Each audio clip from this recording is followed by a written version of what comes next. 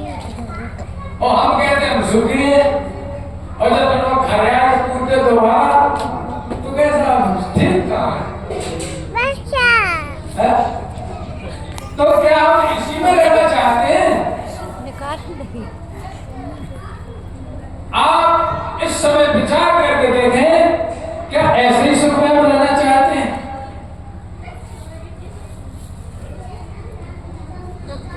तो शायद कोई कहे कि हम रहना चाहते हैं, कोई ना जिस तरीके से नदी के दोनों किनारों के बीच नदी की धार टक्कर खाती है, इस किनारे से टक्कर लगती है उस किनारे हो जाती है, उस किनारे से टक्कर लगती है उस किनारे हो जाती है।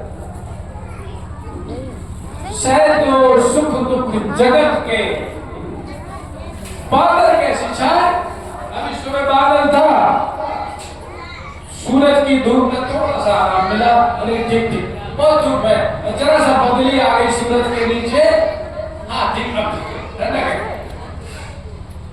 सहजो सुख के जो संसार के सुख है कैसे बादल कैसी छाए,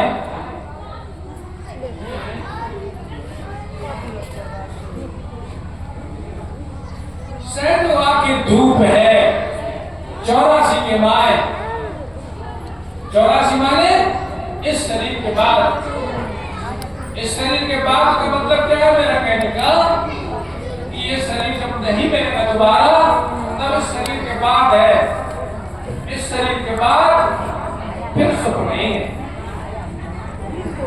और इसी शरीर में सुख नहीं। तो हमारी जो सुनो, संतों की सुन लो,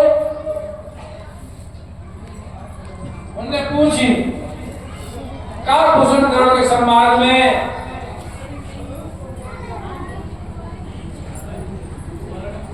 बड़ दुख कवन कवन सुख भारी। वो स्वामी जी कहते हैं कि बताओ बड़ दुख कवन कवन सुख भारी, सो संक्षेप कहो विचारी। उन्होंने कहा महाराज बड़ा सुख क्या है और बड़ा दुख क्या है, तो उन्होंने कहा है संत मिलन सम सुख जग नाही, और नहीं दर्द सब दुख जग माही। शायद मेरे ख्याल से कोई ऐसा प्रेमी बंधु हो जिसने संतों के दर्शन ना किए हों। संत मिलन सब सुख जग नाही, दर्शन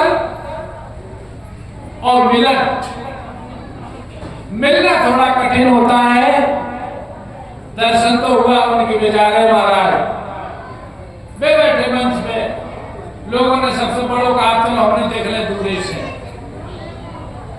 लेकिन मिलन, मिलन थोड़ा सा कठिन है, क्योंकि संत से मेल हम अपनी करके नहीं बना पाएंगे, संत से मेल अपनी करके नहीं बना पाएंगे। संत जैसा चाहेगा वैसा बनेंगे तब मेल बनेगा। क्यों? कि वो बिना गरज है, जिसे संत कहते हैं, जब तक गरज अंदर है तब तक हम संत नहीं है। वो अलगरज है, वो बिला गरज है, उसे नहीं कुछ चाहिए, उससे मेल कैसे बनेगा?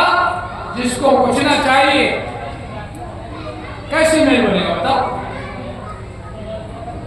सिकंदर गया, उन्हें महाराज बताओ क्या चाहिए, उन्हें कहा हमें कुछ नहीं चाहिए, उन्हें कहा बताओ महाराज ये हीरा लाल जवाहरात के सब कारखाने हमारे साथ ही है, आपको क्या चाहिए? ना बोले मुझे कुछ नहीं चाहिए, मेरे सब कुछ, मेरे पास सब कुछ है। तो उसने बादशाही वाली नजर से देखा, केवल तने बदन पर एक, जेरे बदन पर एक लंगोटी थी, और उतने पर भी वो कहते थे बड़ी ताक से मेरे पास सब कुछ है, मुझे तेरा कुछ नहीं चाहिए। तो नजर का बदलना है। सिकंदर ने समझ नहीं पाया, क्यों कि मालो जर का मालिक था वो। जब उसने कहा कि नहीं महाराज कुछ तो स्वीकार कर लो, तो कहता तू मेरी धूप लिए खड़ा है, धूप छोड़ दे बस।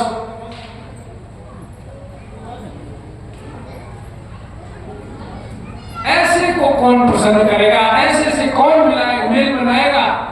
और ऐसे से जब तक मेल नहीं बनता है तब तक खूब गाते रहो, प्रथम भगत संतन कर संगा। संतन का संग ही तो कठिन है। संग हो गया, संगा चाहते दोषा। जब आप अभ्यास करते हैं कदाचित उससे सब संग बनता है, तो आप नहीं होते। जब बनेगा संग तब आप नहीं होंगे। ऐसा संग जब बनता है तब उसकी कथा का प्रसंग चालू होता है। दूसरा दत्त मम, पहले ही नहीं बन पा रहे हो, हम 7वीं लोग पहुंच गए। पहला बनेगा जब आप नहीं रहेगा, तब पहला बनेगा। चलता बात बहुत अलग हो। तभी कवि साहब कहते, ओलाती को पानी बड़ेरी पे जाए। ओलाती का है, ये पानी टपकता है इसका, ये ऊंचा है, ये नीचा है, बूंद यहाँ टपकती है, आके यहाँ की बूंद यहाँ टपकती है। तो कवि साहब कहते हैं ये पानी उधर जाए तब मुझसे संग बनेगा। का मतलब ये जो हमारा मुखौटा नीचे की तरफ चला गया है, ये कैसे संग के ऊपर जाए। अब अपने अपने अंदर सोचें कि ऐसा संग बना क्या। और ऐसा संग जब तक नहीं बनता है तब तक इनसे जो बातें निकलती हैं उधार वाली है। क्या उधार की तो है, कहो कि कभी कभाई। इसलिए साधुन के सत्संग में थर थर कांपे दे, और कबहू भाई को भाई से मत लड़ जा सुने। कबीर साहब का एक शिष्य था धर्म सिंह, मौजाई कबीर साहब की। धर्म सिंह अपने को धर्मदास, राजा धर्म सिंह, काशी के राजा अपने को कबीर साहब का, अपने गुरु का बहुत बड़ा शिष्य मानते थे अपने आप को। कौन नहीं दम भरता है गुरु के, हम गुरु के हैं, सब दम भरते हैं, हम गुरु के हैं। ऐसे धर्म सिंह भी दम भरते थे। कबीर साहब ने समझ लिया कि इसकी दम में दम नहीं है, दम भर रहा है, हमारे नाम का फायदा उठा रहा है कि हम कबीर साहब के शिष्य हैं। था बढ़िया था, सेवक था, लेकिन साहब जब ये अनंत है तो अनंत है ना। हमसे थोड़ा बन गया, हमने अपने को सेवक मान लिया। अनंत है तो जब धर्म सिंह के विषय में समझा कबीर साहब ने, तो एक नाटक किया जहां पर राजा धर्म सिंह का देवड़ी थी। उस देवड़ी में झरों के चारों तरफ होते हैं। तो कबीर साहब ने अपने साथ बनारस की कुछ वैश्याएं ली, और उनके साथ जो गाजे बाजे सारंगी होते हैं और खजरी ढपली होते हैं, जो पुराने बाजे होते हैं, उनके साथ अपना शुरू कर दिया रास्ता चलते। तब तक जो राजा के और कबीर साहब के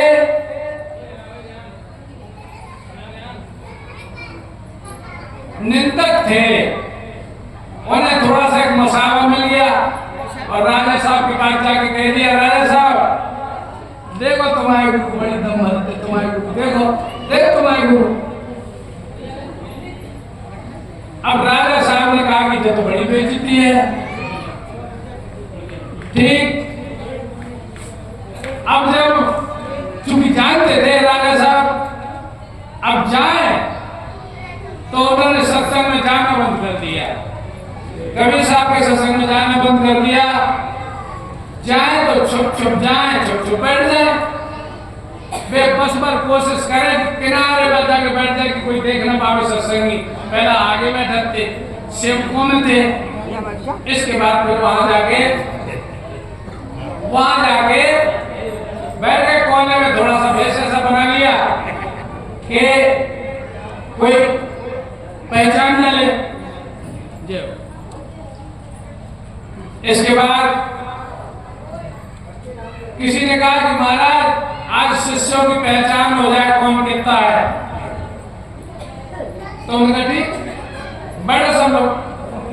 उन्हें महाराज आपके शिष्यों में अच्छा शिष्य कौन सा है, आपका अच्छा सेवक कौन सा है? उनकी वेद के तो वेदवाना में 3 आना में 4 आना में 5 आना में 6 आना ऐसे बता चले गए और बोले कि धर्म सिंह है राजा, 12 आना है। तो वे अपने को 16 आना मानते थे। उन्हें महाराज आप 12 आना बताए, ठाड़े और अब नहीं सहन हो सका, किनारे पे खड़े बोले महाराज चवन्नी का है मगटी। बोले चवन्नी जा मगटी, गुरु महाराज जी वैश्या के संग नाच रहे, जाकर चवन्नी कट गई। तो अगर हमारा प्रेम संत से, गुरु से, किसी की तारीफ, किसी के द्वारा तारीफ सुन के हो रहा है, हमारा संत से प्रेम, गुरु से प्रेम, उनकी तारीफ किसी दूसरे मुंह से सुन के हमारा प्रेम बढ़ा है, तो सुन के घटेगा भी। कौन थोड़ी सी बुराई करने तो घट जाए। इसलिए जो प्रेम है, ना घटने वाला प्रेम कौन सा है? जिसमें हमारे अंदर कुछ इच्छा नहीं होती है। हमारा अगर किसी से बिना इच्छा के प्रेम है, कभी नहीं घटेगा। और जहां अपेक्षा है, इच्छा है कि हमें कुछ चाहिए, उस प्रेम में जरूर घटाव बढ़ाव होगा। उनसे हमें ऐसा नहीं वो उनके टाइम गए थे, उनका सम्मान नहीं मिला। हम उनके यहाँ गए थे, उनको यार ये चीज हमने मांगी थी वो नहीं मिली।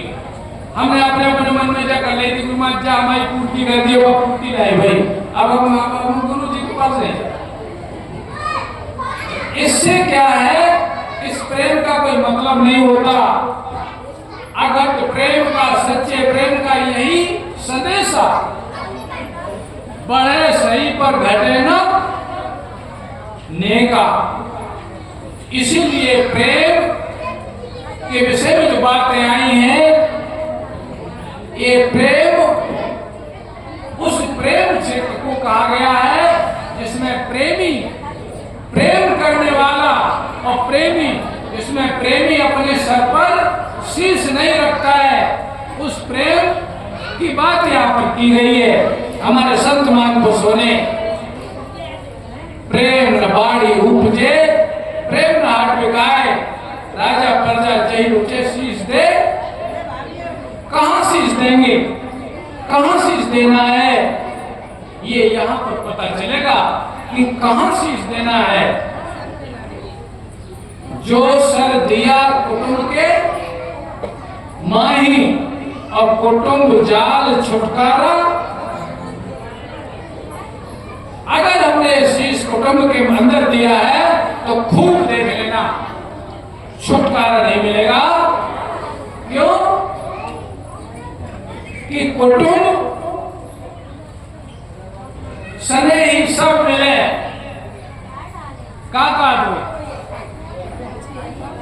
उनके बूढ़े बाबा मर रहे, तो वे काका पहले हमें बताए कि पाछे मर ले हो, पहले हमें बताए जाओ।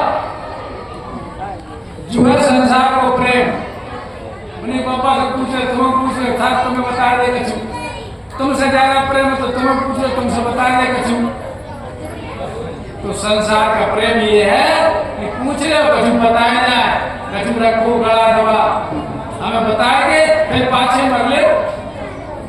होशियार आदमी का है, ठीक है अपने पूरे पुराने पुरखा मर गए, वे वो खेत ज्यादा घूमते, तो अब वे घूमते ठीक, अब खेत में जाकर हम चबूतरा और बनाते हैं ताकि फसल आदमी रात में काट न पावे, डरा हो।